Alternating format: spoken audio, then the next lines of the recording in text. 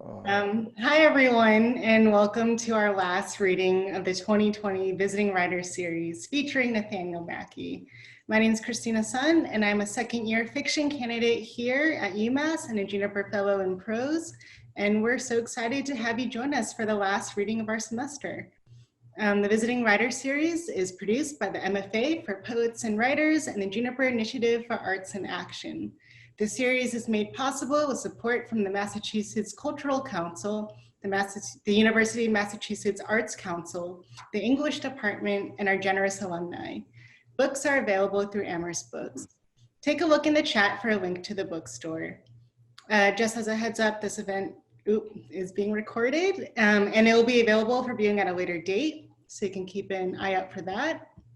Introducing tonight's reader is Peter Gizzi, the author of 8 collections of poetry, most recently Sky Burial, just out in the UK from Carcanet.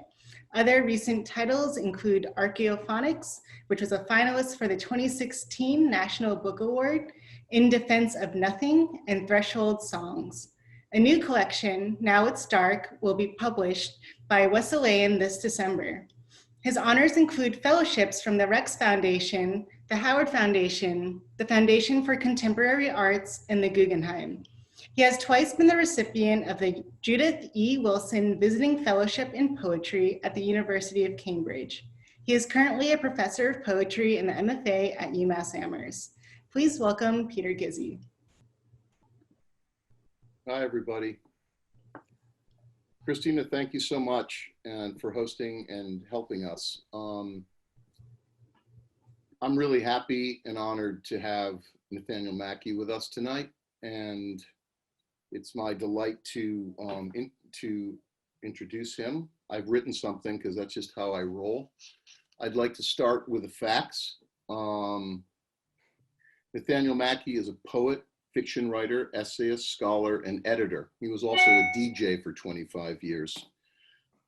He is the author of 6 volumes of poetry, most recently Blue Fasa. He is the author of an ongoing 5-volume prose work, From a Broken Bottle, Traces of Perfume Still Emanate.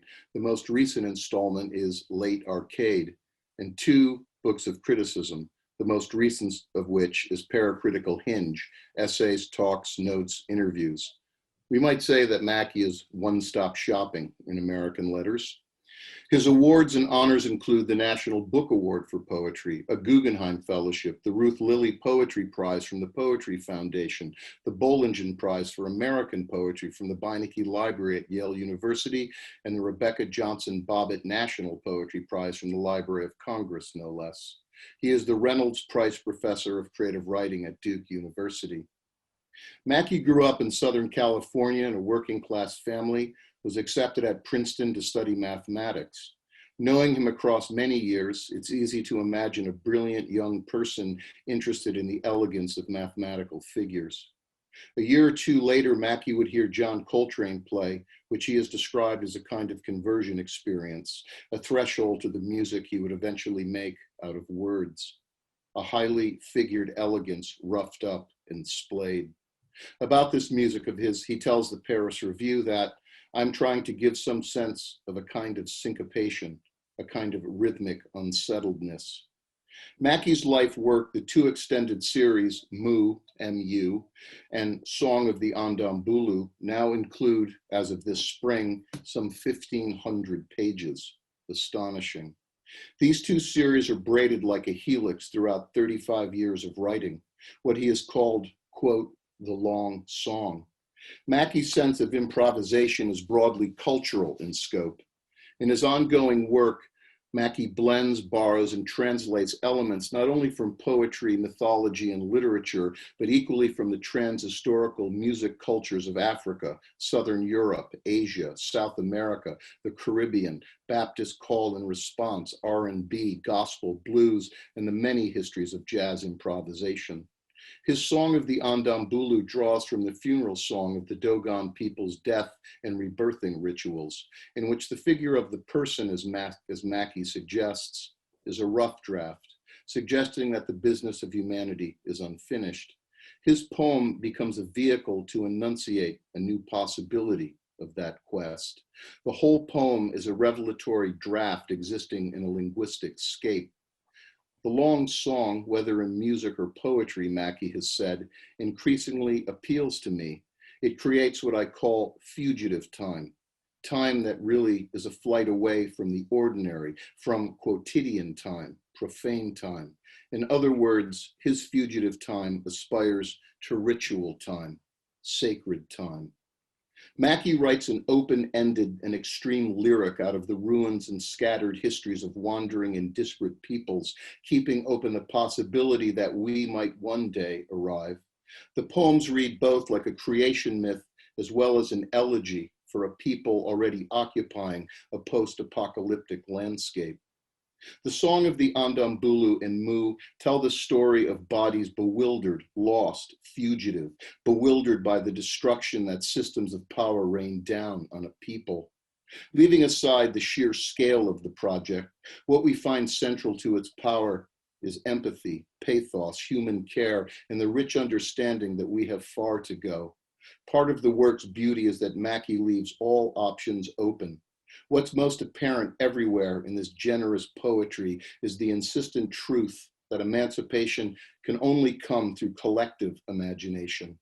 We feel this truth in his dynamic and signal use of the pronoun we, which includes everyone in the struggle. In this way, he gives us a place in this ongoing story, a fire to keep us alive and a wisdom to sustain us. He's building a world and a cosmology out of the first person plural pronoun. You can drop the needle anywhere in this vast poem, this lyric epic, and be carried by it, a result of the book's open pronomial invitation. This we, which began as a vessel when he was an emerging writer, has now 4 decades later become a vital world, peopled with his injured and adored, which of course includes all of us. I began with facts, so let me close by underlining this one. Nathaniel Mackey is one of America's most significant practitioners, not just for our contemporary moment, but within the long story of American letters. It's with pride and love I ask you to welcome Nathaniel Mackey. Thank you, Peter, for that very kind introduction. And thank you, Christina and Jennifer as well for your help in getting this together, and for all of you for the invitation to read in the UMass series. I'm going to drop the needle to begin in Blue Fasa, which I understand is being read or has been read in the Living Writers class that is associated with this reading series. I'll read one poem from the volume, and the poem is number 88 in the Mu series. It's called Low Forest Rotation. Again, we set out somewhere else. We, the migrating they, their bent antennas, they who in love's mind saw themselves. It was love's first mind they saw themselves in. Outsets luminous musk incumbent, never not there, they thought. They sat still in their second bodies looking. Love's first mind, a resplendent window. Blue sky, bright birds flew through. We the migrating they talismanic, parallactic they to ourselves. Parallax meant panorama, glimpsed adjacency, hub tore loose toward. Tenuous body, what vantage there was. We were nothing if not head, nothing if not body. First, second, third, fourth, further. We were nothing if not pull between first and second body. Book to second's opening, first would be. Cleft emanation, second body was. Rip, lytic what see, inside come to light. Lyric bent so much what we were, but not the half of it. We, the migrating days, dispatch. Pull between one and the next body. Book to subsequent opening body would be. Clashed the one thing that spoke, though speech abounded, song's auspice also, meaning drawn out. Could we only be theirs, or be there, we lamented, all would be ours again. It was theirs to come get us, we said, ours to be gotten. Came to where we were, and at last were all there, and all was as it was again. Thus the one wish, the one we were held by, never put to rest, or not yet put to rest, walked with the box on our head we called home, box more hat than home. We were each caught with a box on our head we called a house, hat more than house though it was. A houseboat we'd have had it, pine green waters, the trees underneath, John Canoe namesake boat. John Canoe namesake boat, John Canoe headdress, boat more than box, we thought. In our second minds, we saw our second heads floating, Junkanoo dreadnoughts, chromatic armada. Note not to go out on, paperweight imbroglio, fights fly by auspices, arrest. Centrifugal egress, rut we swung away from, ripped eccentric fabric, Junkanoo cloth. It was the slave's day off and we worked it. Second head sweats, new day soon come. First head misery ceased. We were beside ourselves, arms out like wings, low to the ground. Junkanoo jets, it seemed. Fighter jets, dreadnoughts, weapons for the weaponless, militia to end the militias, mother of all militias, we the migrating days, millenarian swat. Wound it as we would and rework it. The world lay in convalescent light. Wound it as we would and fall away convinced all was as it was again. Circular, pine trees washed in burnt orange umbra, all come to itself, come back to itself, beginnings beginning again.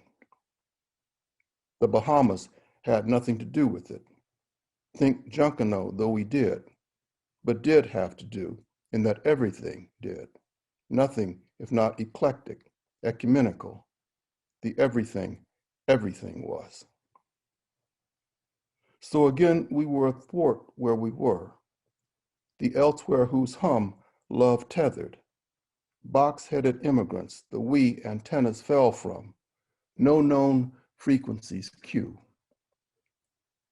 Wound it as we would, we'd have none of it. Made up armistice, ours to insist. Wound as we would, world without. I wanted to stop and say, stop. I wanted world without taken back. Wheel whose whir drowned hum out. Love's telepathic straw. I wanted to say stop, we messed up. I was the wheel I wanted spun, microcosmic ratchet, grain the machine's gear bumped up. As were we all, each at a time, it wasn't real.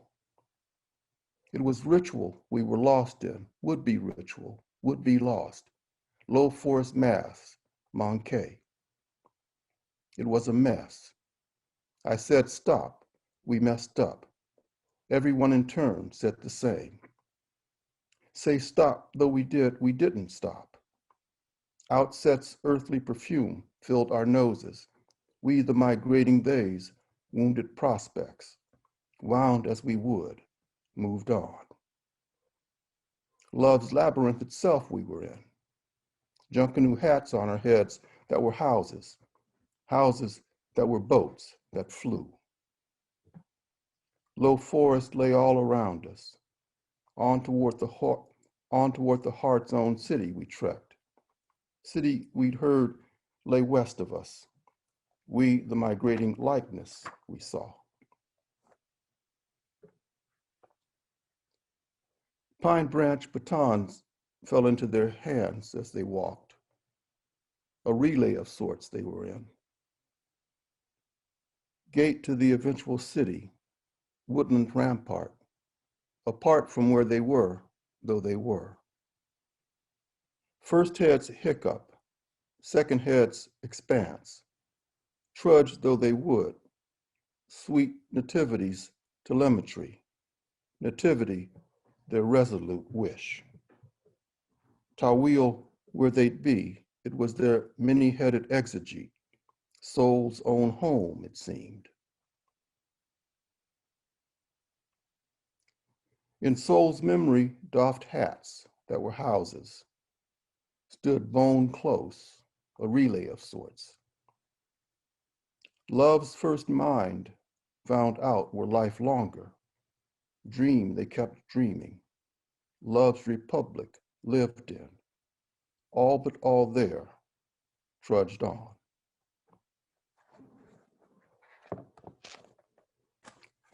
I'll read next from a forthcoming work, more recent work.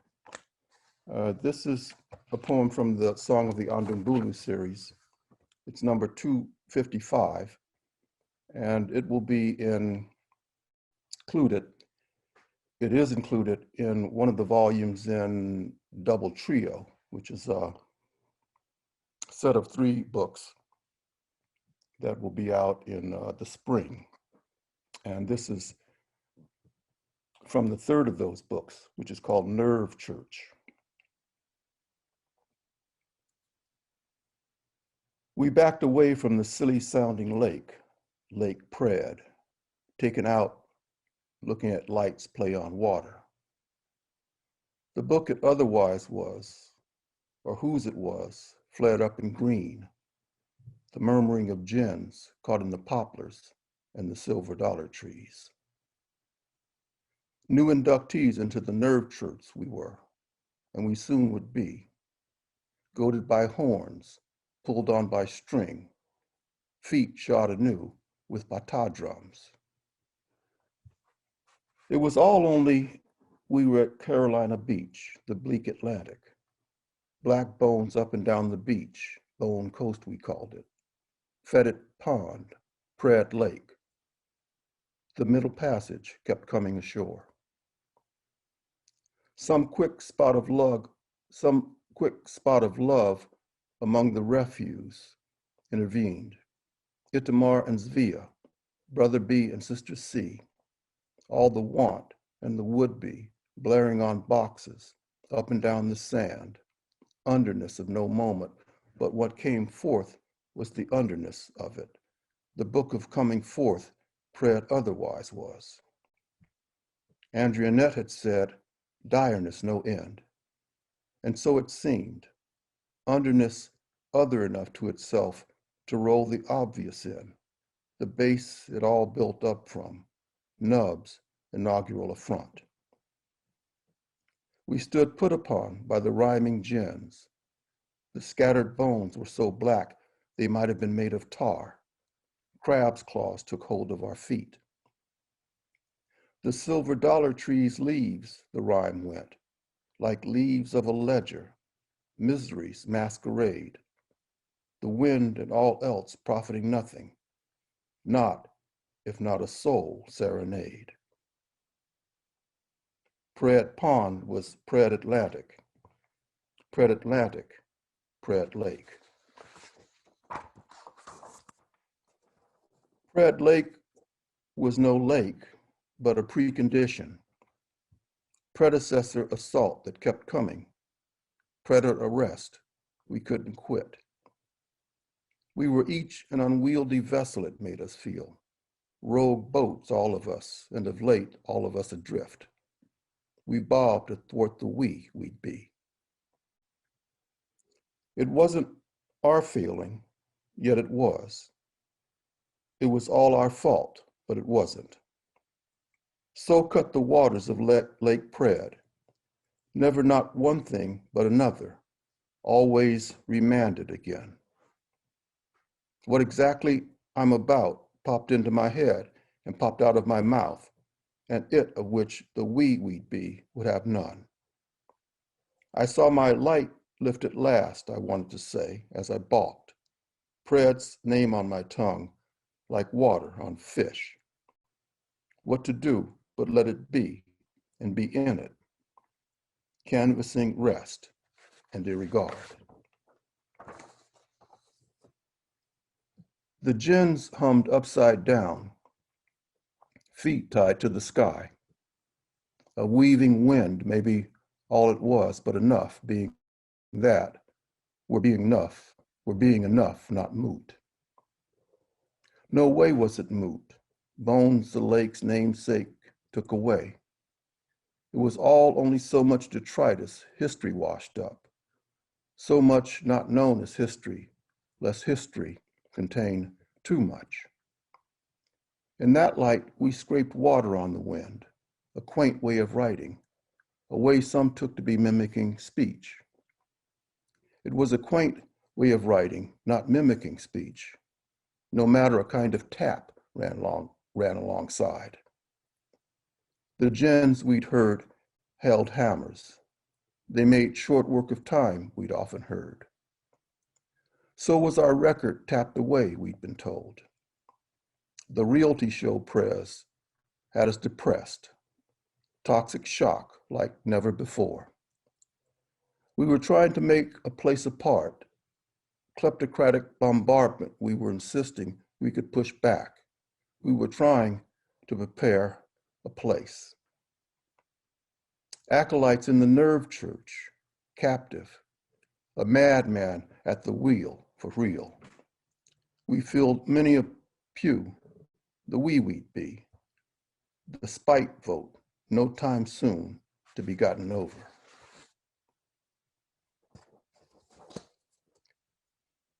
The book's promise of eternity enshrined Lake Pred, a place that almost was, almost wasn't. It was the book thereof we spoke inside, a people of the arrival whose threading was Lake Pred, no eventual exit would there be. A weak eternity it turned out to be, brute extent or extenuation, no let-ups, law.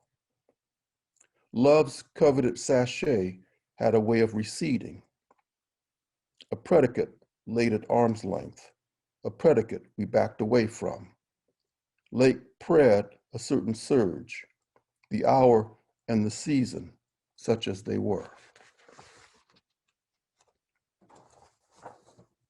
In my dream, Lake Pred had been smaller.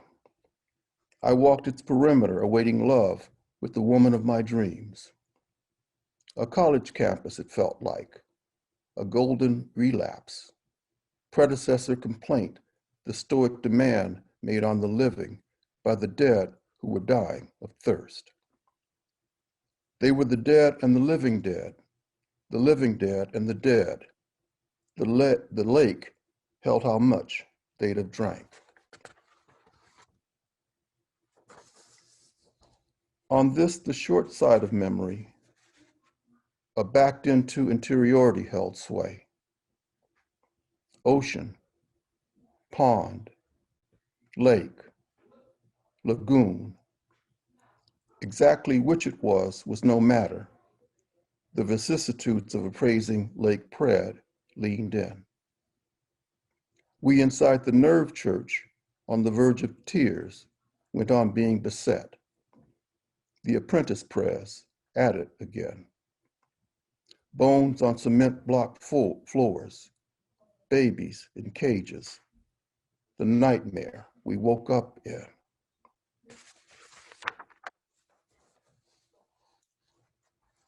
I will end with a poem from a book that's now in progress, which continues the two series. The book is called Calling It the 8th or the 10th or the 13th and 14th. And this is from the Moo series again. It's number 281. It's called Eye of the Bajan, continuing. And those of you in the class will hear some echoes of one of the poems in Blue Fasa, Stick City Bajan, a recursion to that in some ways. But that was a very different time, quite a few years ago. If I saw myself a symbol, an emblem or a stem, otherwise adrift. If I saw myself, I saw my sundry parts come in from out far. The blessed assembly there'd been so much talk about, so much talk I'd heard.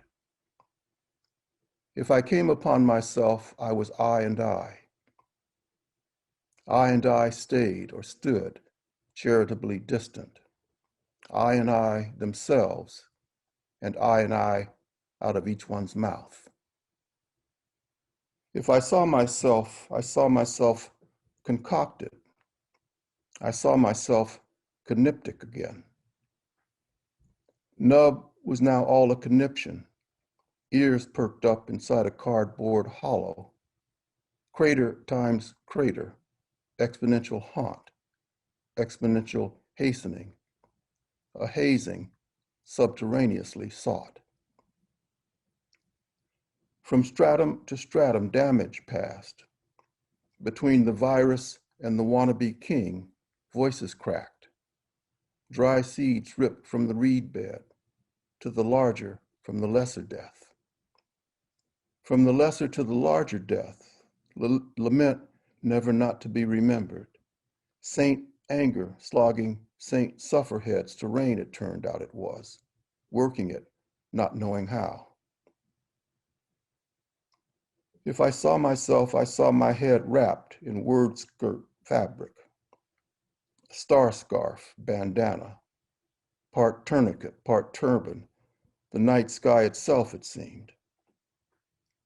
If I saw myself, I heard more than saw myself. A dilatory squawk, a devotional squawk as from a penguin, head back, petitioning heaven. If I saw myself an ensemblist eye, it was I saw. Double whatever extet I was, or it was I was in. Free assembly, whatever X was.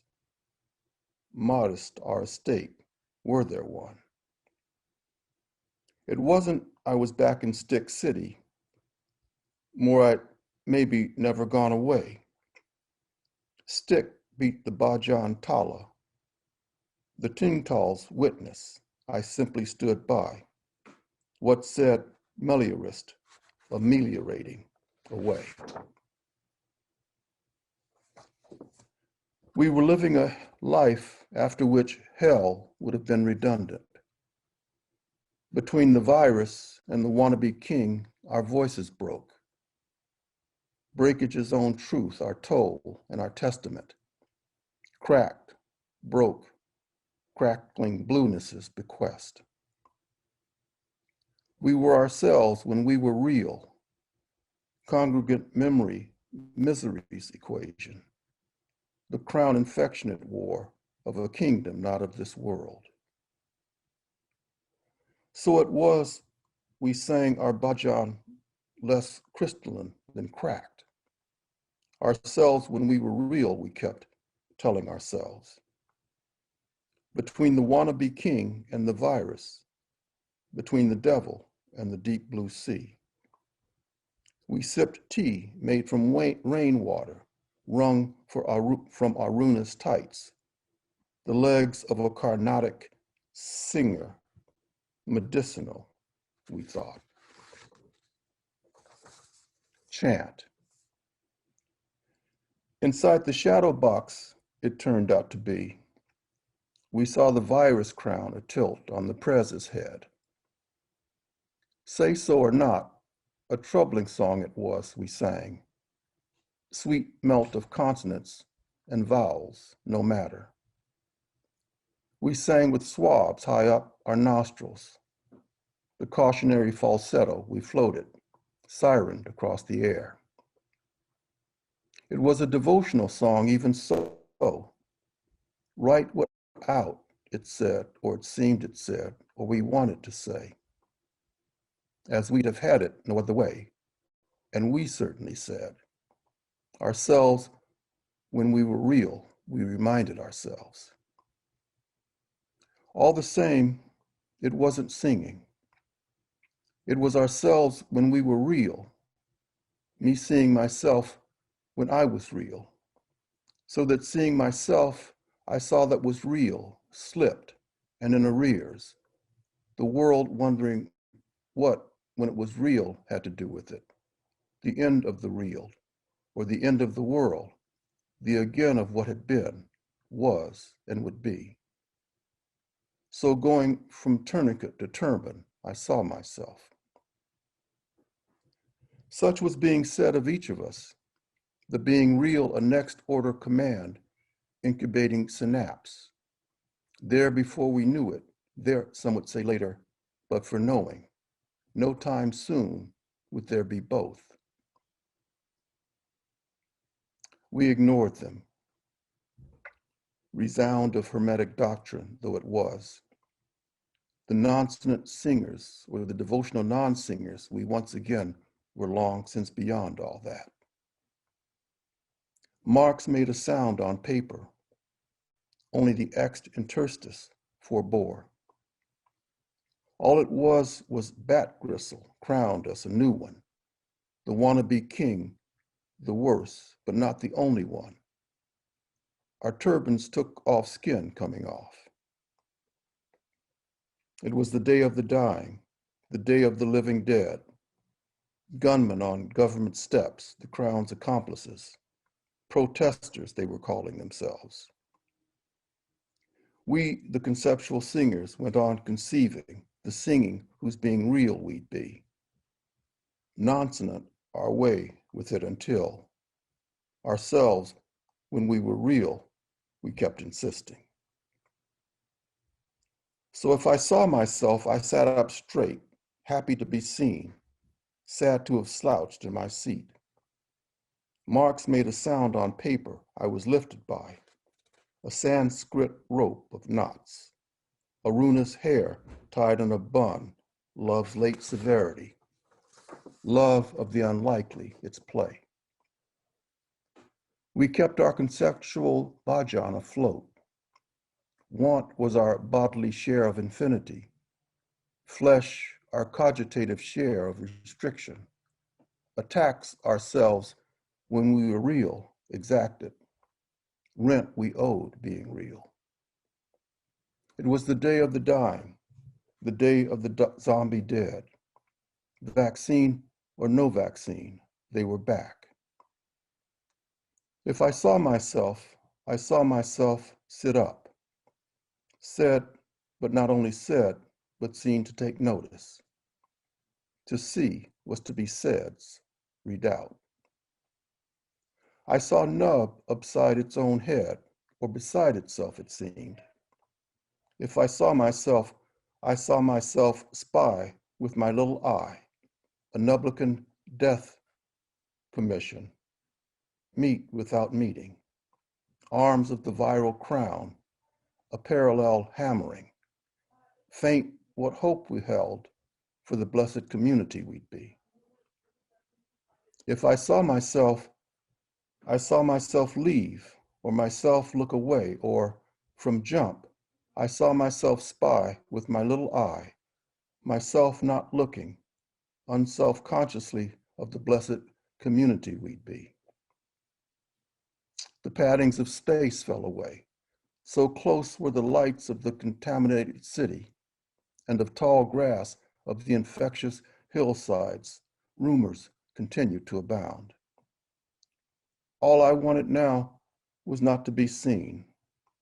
Look no matter I might, a reverent leave-taking and a song on its behalf, the thing be susceptible to the name we knew it by, to spy with my little eye, the world, could it be real? The eye of the bhajan still.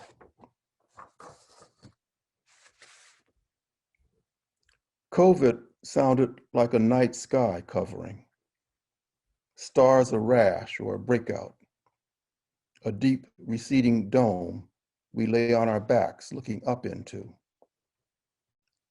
A conceived singing rose from the ground up and through us, rose as if it were ours. We sang it, so intrinsic we said we sanged it, called it not singing, but sanging. The paddings of space fell away, loose accoutrements, an earth exhalation so harmonium-like we lost count. Devotionality were such a way to say it. One was no longer a number, but prolonged, exacerbated, lost. A beat more former beat, extenuated throughout. Thank you.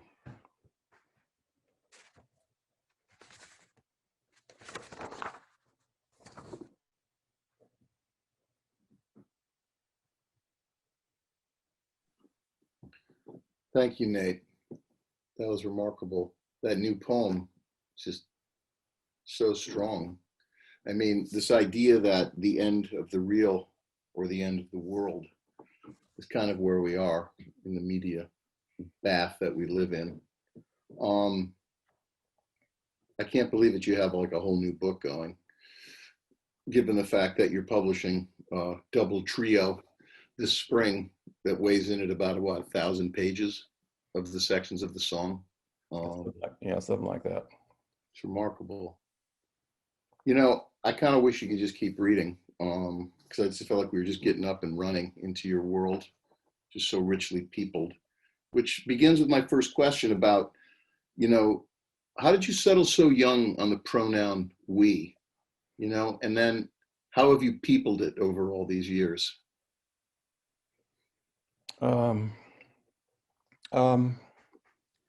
Well,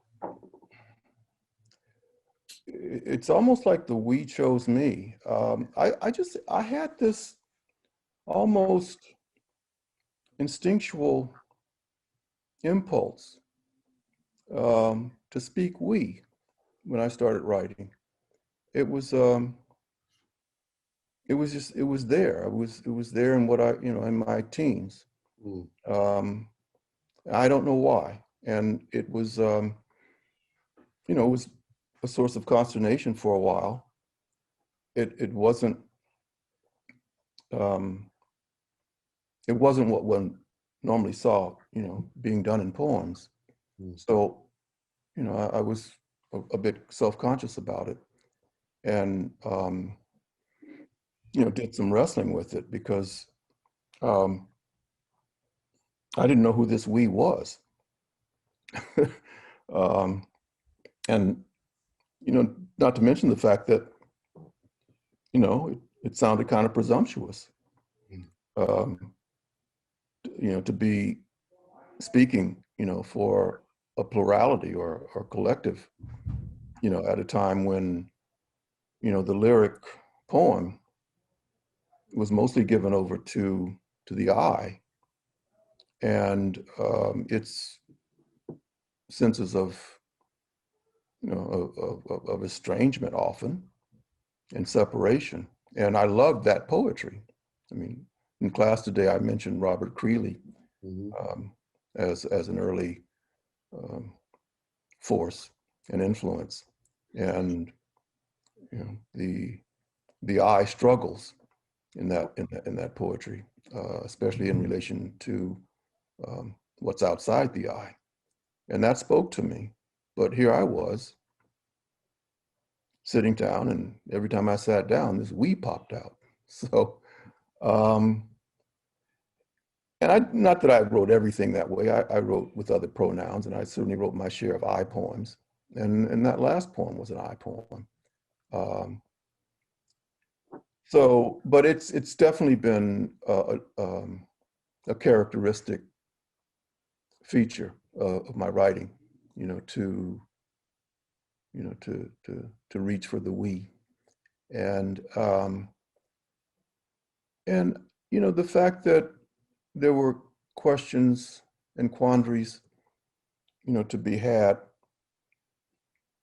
and to be dealt with in proposing it. Over time, I just came to see it as that, those are the cards I'd been dealt, and that we was, always going to feel, right for me, but at the same time, raise questions and get into conundrums, and that it would be the work of, or it would be one of the jobs of the work, to investigate those questions and those conundrums. So I think I felt like, eventually felt like the we was for me what a student once said in a class I visited years ago, where we were talking about this very question, and a student in the class spoke up and said that he felt that as a reader, his relationship to the we, for one thing, he said he didn't feel excluded by it. That's right. But he felt that it was an invitation. And when I look back, I guess I've come to think that that's what it was for me, when I first started writing, and it came in with such insistence, it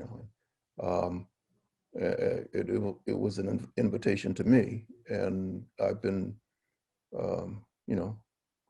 following up on it. And it still has a special, what's the saying? I mean, it rings true for me, and as long as it does that, I'm gonna stick with it. I've always found it incredibly generous, which is the generosity of your poetry as you build this world. I've always felt that I was included in that struggle of these peoples in the book, and that I could be a part of that. That there's sometimes an us and they, but it's much bigger than that. Like the we does this job of bringing everyone into the struggle, and all you have to do is follow along into the momentum of the poem or the song, and you too are swept up with this band of travelers. And I've always found that to be really productive in your poem. And you've been writing this long song for almost 4 decades now, and there's this kind of restless ongoingness in it, and you talk about that in relation to jazz improvisation and against closure. And you spoke earlier with the students today so beautifully about hearing Coltrane for the first time playing one song for an hour, and they kept finding more. It's a 6-minute song on the track on the record, but you kept finding more music. So it's interesting to me that you've built this entire world using the pronoun we, that there's this ongoing restlessness. And I wonder, having been a child of the 50s with Duck and Cover, in the 60s with all the civil unrest, and then the dystopia in the 70s, that all the utopias of the 60s came to nothing. And you say that you write you're writing an epic poem, a lyric epic, in an unheroic time. Do you think your coming through those years had something to do to shape this idea of the unheroic? Oh yeah, I mean, I think that certainly the sense in the 50s, although I was a kid then and I would not have, picked up on it as much, but the sense of a diminution in the 50s. Mm-hmm. Maybe that has something to do with the name Nub that I use, and that came to me without me fully comprehending or knowing just what it was getting at. But certainly the 50s as a kind of well, it's been written about as a kind of Walter Mitty time. Mm. So diminution, and then, but leading into the 60s with all that utopian aspiration and promise. and that's, that's really when I came of age. And I was in high school in, the first half of the 60s, and in college, in the late 60s. And so a lot of, maybe the we comes in part from that, the sense of collective possibility, and the, and then of course the 70s is the, the killing off of that, or at least the attempted killing off of it, but certainly the squashing of it to the extent that, the powers that be could do that. So I think there's, I think there's the persistence of of that utopic drive, but seasoned by the experience of being pushed back on in such a often brute fashion, but not just in the overt and manifest political and policing ways, but also with regard to the atmosphere of thought and the diminution of senses of possibility that seemed much more immediate and viable when I was coming of age. And so, and then into the 80s, and, the further playing out of the 70s, and on and on. So in some ways I'm, a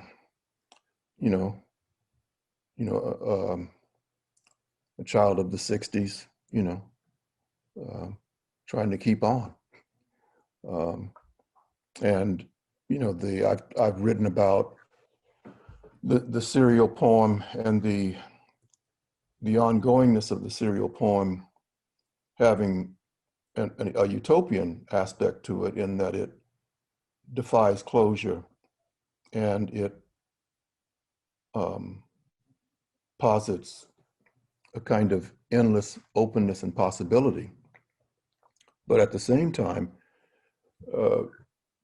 its seriality and its ongoingness is partly fueled by frustration and the ways in which it is rebuffed, the ways that it finds itself rebuffed, and 3 steps forward, 2 steps back, kind of thing. So there's this other side to it, where the form sings a song of frustration, and sings a song of setback, even as it recovers and pushes forward again, and continues to travel, the journey, the pursuit. I see a lot of joy in that pursuit, and I guess, yeah, you could say it's utopian energy. But to push back against these forces that push down on the peoples of your book, how does breath play a role in that for you as a force to push back at the evils of the world? You've talked about the creak and the croak, the rasp and the stagger. How is breath a tool for you to push back? Mm-hmm. Do you feel it works that way for you? Well, I mean, it's a sign of our, still being alive and viable and animate, and we can do things with breath in our speaking and in our music that maybe sets up an analogy with larger things that might be possible. You know, with breath, with the mention of breath, you know, you of course make me think of Charles Olson and his essay Projective Verse from 1950. And you know, that was an essay that I read in the 60s, and he was a part of, you know, that, you know, what I think, you know, it was countercultural mix for me. And I've talked about I've talked about that, excuse me. I've talked about that in relationship to more recent social events such as Black Lives Matter and I Can't Breathe, and the primacy and foregrounding of breath and breathing in so much of the music, you know, that I listen to and I'm attracted to. The way that you know, breathing becomes a kind of almost material substance in the playing of Ben Webster and Sonny Rollins. And it seems to me that that's not just an accident, that it's coming from people whose next breath is a lot less assured than that of somebody, you know, living in the dominant strata of the society. And the kinds of precarity that Black lives face. I mean, the manifest fact that in this society, Black lives don't matter, gives a value to breath, makes each breath cherishable, precious. And I hear a lot of that in the music, and I hear it in poetry. I often talk about poetry, the need for certain strategies of ventilation in poetry, and I'm getting at something like that. And breath is also a space for reflection. Breathing gives us space for reflection, and reflection, especially critical reflection, you know, is very important to keeping open, you know, alternative possibilities. So, you know, the literal fact of breathing, you know, certainly at base, you can't get away from it, you know, can't get away from it. And then there are these figurative notes that you can stack on top of it, you know, that go in different directions, you know, and signify, you know, in far-reaching ways. So breath always, yeah, you know. It was great to hear Abdullah Ibrahim when he visited and played at Duke a few years ago speak of breath. Yeah. You know, in exactly that way, you know, exactly that way.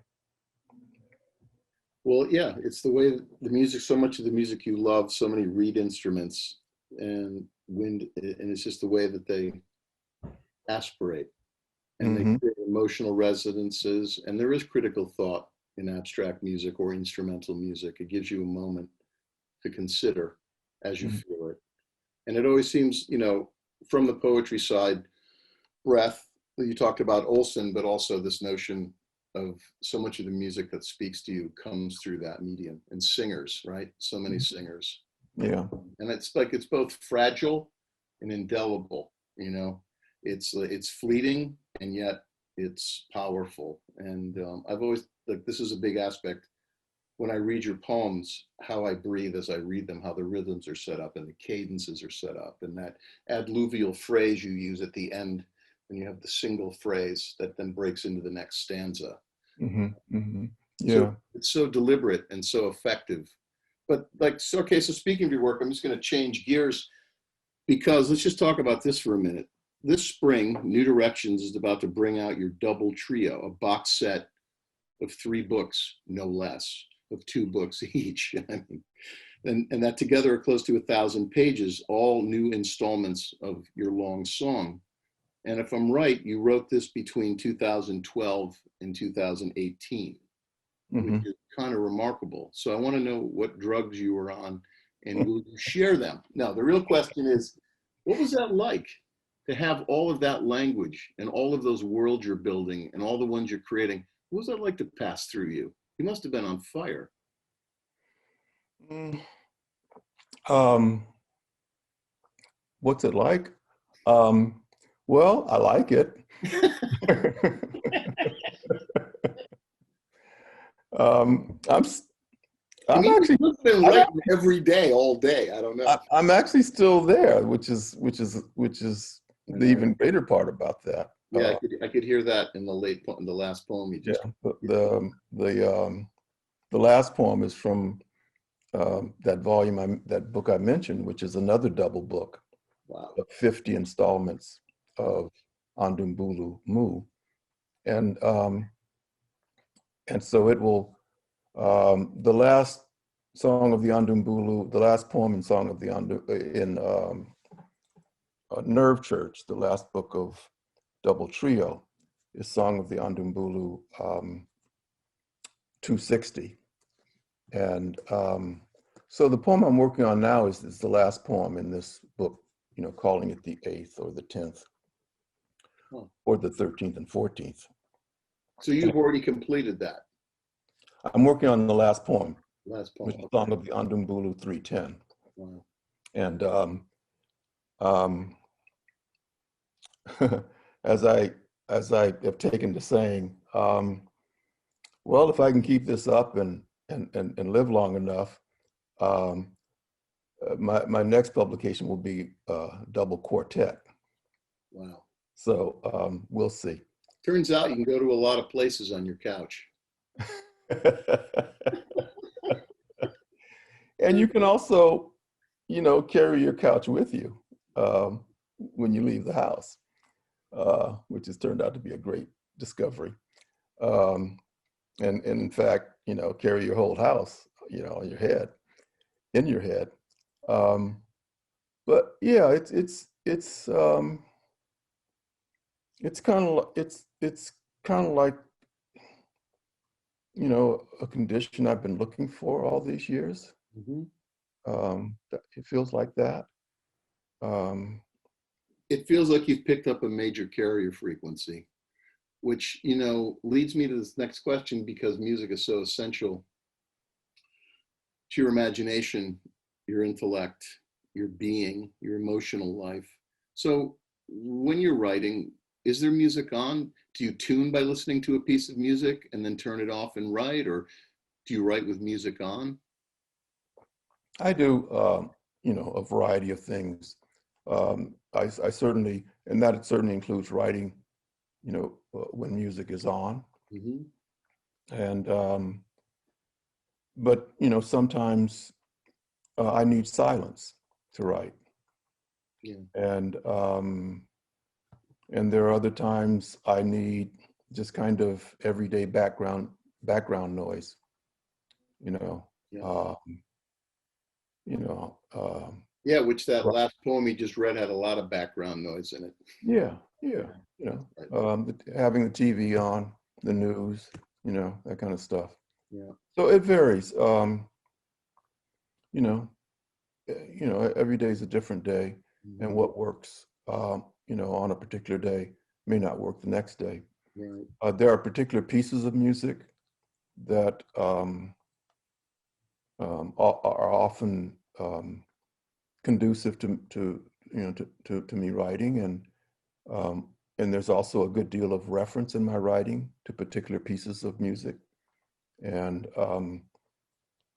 so I will I will find myself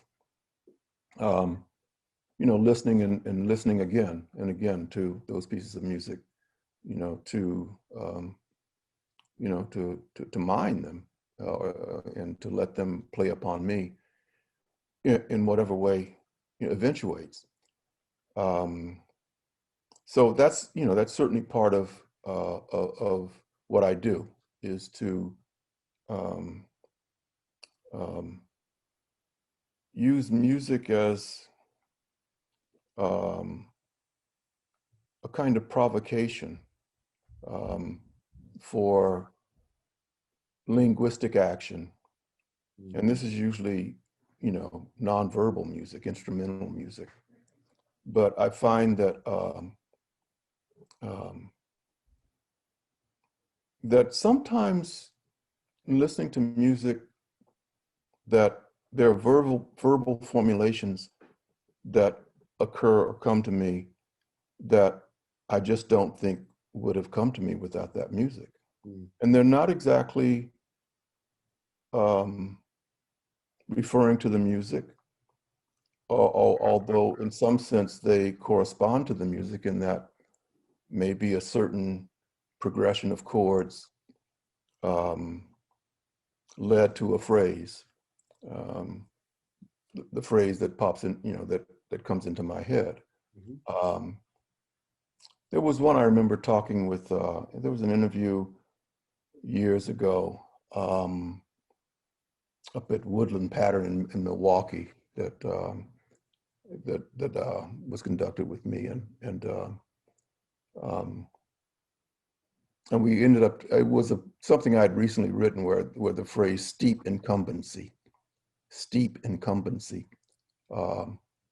came to me listening to a piece of music, and I was intrigued by that, and we talked about that a bit. But I don't think that there was something about the music that provoked that wording, though it's not exactly a description of the music. Anyway, this is maybe getting a little arcane, but I have this, you know, I just have this sense that music, non-verbal music, can make verbal events happen that are not referential to the music, but are somehow in correspondence with a moment in the music or an extended moment in the music. And a lot of the writing in From a Broken Bottle, Traces of Perfume Still Emanate comes from those kinds of moments. And increasingly, that's also been the case in the poems. So, but it's always been an impulse of mine to write with music, because music is going a lot of the time. And like I said to the class earlier today, my first attempt at one of my earliest attempts at writing fiction was listening to an Ahmad Jamal record when I was in high school. So it began right at the beginning, you know?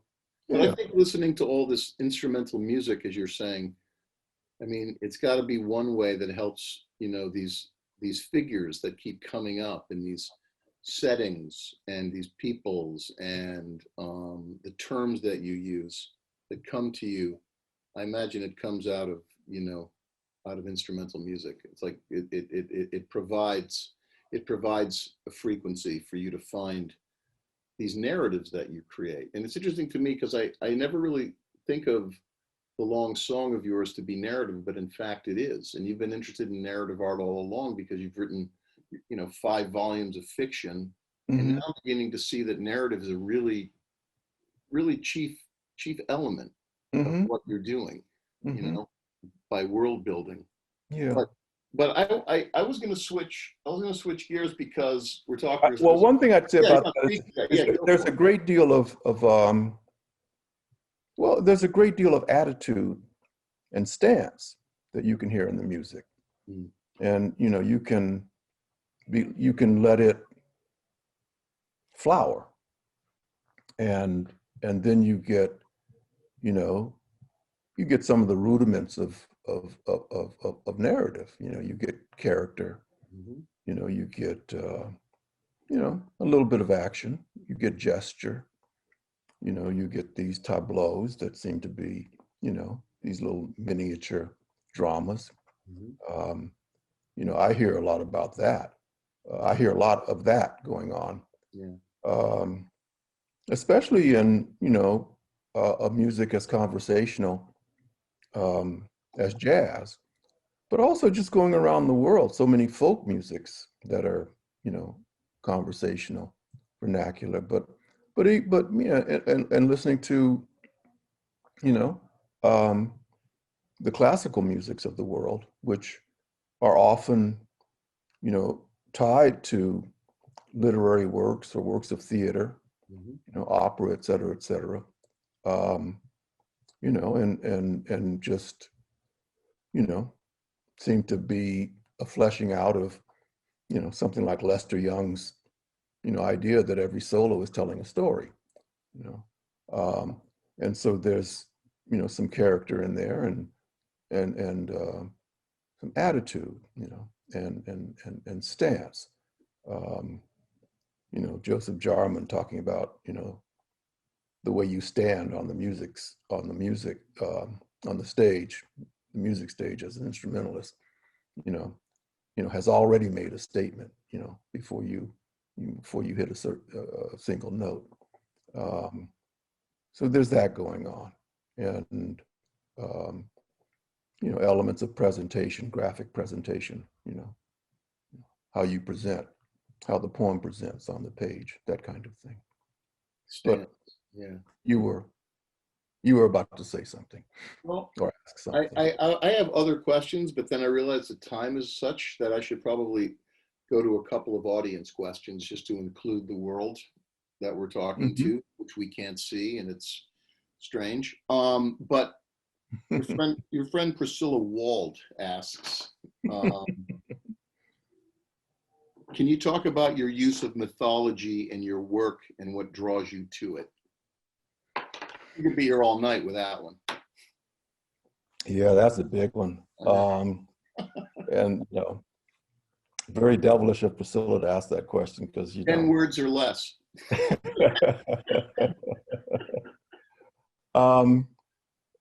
I think that, one of my attractions to mythology is, is the fact that it's that these are stories that, while they are passed down from generation to generation and have been around for a long time, there's an openness about them, that there's something serial about mythology, and I think that openness attracts me. I mean, you can pick up, you can step in, you can be a part of the furtherance of the telling of that myth, as has been observed. Freud was another installment of the Oedipus myth, among other myths that he had recourse to. That's right. So that's one of the things that, probably one of the main things that attracts me to mythology. So there's that. Again, possibility and variation, improvisation, versioning, to use another word. Mythology is a, doesn't get set in stone. It's it gets broken open, and it is a breaking open again and again. Although,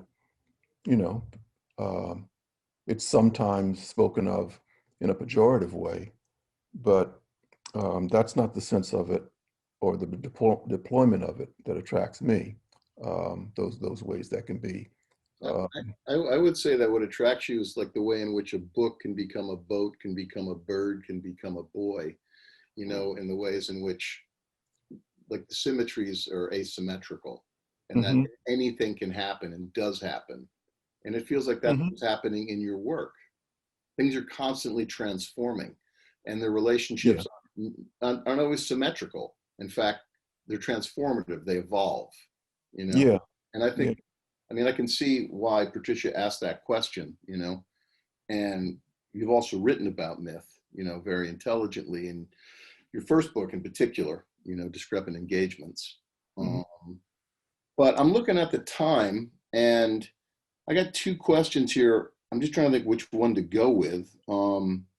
This one's interesting to me. There's one that's easier, like, how did you start becoming a poet? We don't care. No, I'm kidding. That one's, I want to go to this one. This is Madison MacArthur asks, throughout your career, have any visual artist's work given you a kind of model for approaching your expansive poems? When we think of ekphrasis, this idea of a speaking picture and using a correlative, a visual image, how does it work for music? Yeah. Yeah. Well, music is, it's closer to poetry because, it unfolds in time and it's, it's sound and that way. As I was saying earlier today, sculpture has been very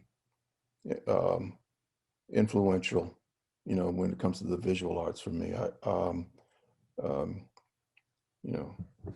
Things shaped in three dimensions, speak to me, especially. And I don't know how I would talk about the way that manifests in my writing, but it is something that I think about as a kind of writing. And then when you get to somebody like, Thaddeus Mosley, who's a friend of mine and Ed Roberson's, and works in wood largely, but even when he was working in stone, there's just something about the, not just shape then, but the tactile qualities, the surface, what he does with the grain of the wood and the way he scrapes and stuff like that, almost a kind of writing. Yeah. And so for me, that has had that's had great instructive, inspirational value. I don't know if, if I won't claim to have learned anything, because then that'll show up and hit me in the head, but, but inspirational value. But also, but paintings and the senses of paint, and the experience of paint actually on the canvas, and the thickness of paint and on some canvases and stuff like that, and thinking, well, what would be the counterpart of that in writing, not just the outline of figures, but but then again, when I talk about that, I'm already close to, to sculpture and the haptic, which is the mounds of paint on the stuff, and certainly, things like having met, Robert Duncan's partner, Jess Collins, in the 80s, and the work he does, the paste ups, the sense of piecing together a world of bric-a-brac of a very high order. I feel I feel akin to that. I feel that I've drawn something from that, tried to. So those would be some of the places. Some of the. I mean, Ed loves sculpture. The kind of maybe Ed's sense of the monumental and the epic and size and dimensionality, terms that resonate with the Olsenite in me. You know, it's a term that he uses in those early essays of his, but also the fact that, you know, Ed loves work, but I was introduced to his work in the early 80s or mid 80s. And he was dealing with a lot of the same cultural, you know, source work, you know, that I'm drawn to, the Egyptians, the Dogon, but also this project of salvage that he was engaged in, you know, making these, you know, tall, you know, hieratic figures out of chrome car bumpers, you know, the detritus of modern life. That's right. You know, And salvage is such a it's such a more interesting word than salvation, because salvage is the idea of rescue. It's kind of Orphic. But yeah. you know, listening to you talk, you're talking about like the scraping, the texture, the paint, and it's like you're really interested in the materiality when you're looking, you're talking about visual culture and art. And it's also the way in which the materiality of language performs, you know, rhythm becomes ithm, or rhythmic becomes ithmic, becomes ithmus. And it's like you're always foregrounding this material of language and giving it different textures and different shapes and different sounds. So I'm just making this up as I go, but I'm just listening to you. But we're kind of done. Was there a question you would have liked to have answered?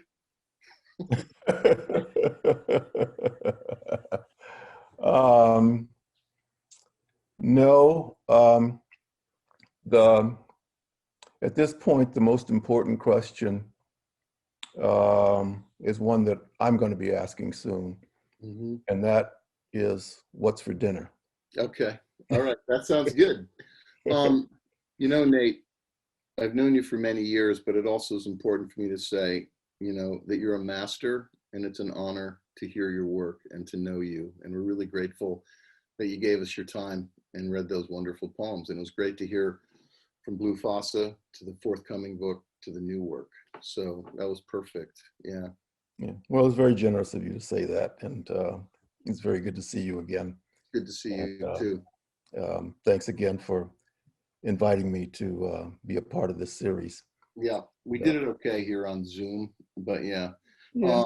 So Christina's kind of come in and then she's going to take us out, I guess. Yeah. Yeah. Thank you so much, Nathaniel, for reading those amazing poems. Can't wait to have access to the last one that you read. So I'll keep an eye out for that soon. That's forthcoming in the next issue of Conjunctions. Oh, excellent. Ooh, okay. Thank you. And thank you, Peter, for leading that wonderful discussion. Just remember that Amherst Books carries Nathaniel's books, and we'll drop that link in the chat again. And thanks as well tonight to Chena Mary Lowe and Jennifer Jacobson for helping produce this series. So thanks again, everyone, for coming out, and good night. And we hope to see you in the spring. Yeah. Thank you. Thank you, Nate. There. Have a good dinner. Yeah. All right. Yes. Okay. Yeah. All right. Bye-bye.